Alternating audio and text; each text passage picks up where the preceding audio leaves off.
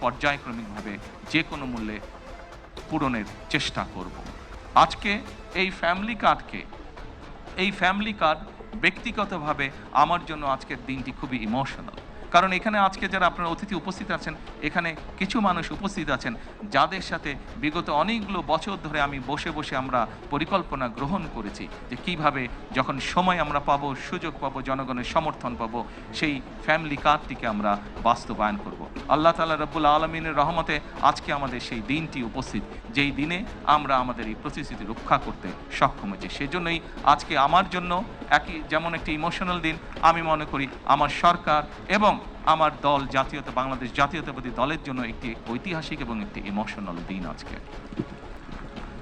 সম্মানিত সকল উপস্থিতিবৃন্দ, সম্মানিত সভাপতি সহ মঞ্চে উপস্থিত অতিথিবৃন্দ, আসুন, এই দেশটি আমাদের প্রথম এবং শেষ ঠিকানা।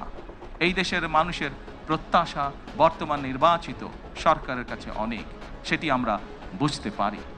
কিন্তু একই সাথে আমরা যদি বাস্তবতা বিবেচনা করি এবং সমসাময়িক ঘটনা, মধ্যপ্রাচ্যের যে পরিস্থিতি, সকল কিছু যদি বিবেচনা করি, তাহলে আমরা যে প্রতিশ্রুতিগুলি দিয়েছিলাম, আমরা অবশ্যই আমাদের প্রতিশ্রুতি থেকে বিন্দুমাত্র আমরা অবস্থান পরিবর্তন করব না।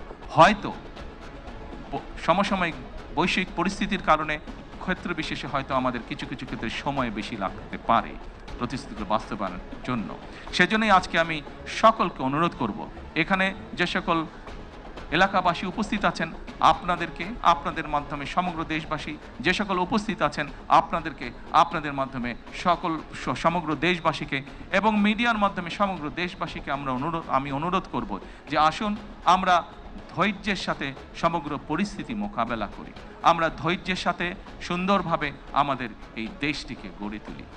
সম্মানিত সকল অতিথিবৃন্দ, আমি নির্বাচনের সময় একটি কথা প্রায় বলতাম, প্রত্যেকটি নির্বাচনী জনসভায় আমি একটি কথা আমার বক্তব্যের শেষে আমি তুলে ধরতাম।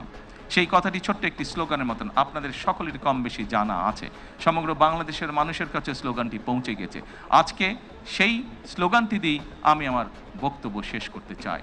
সেই স্লোগানটি ছিল, করব কাজ, গড়ব দেশ, সবার আগে বাংলাদেশ।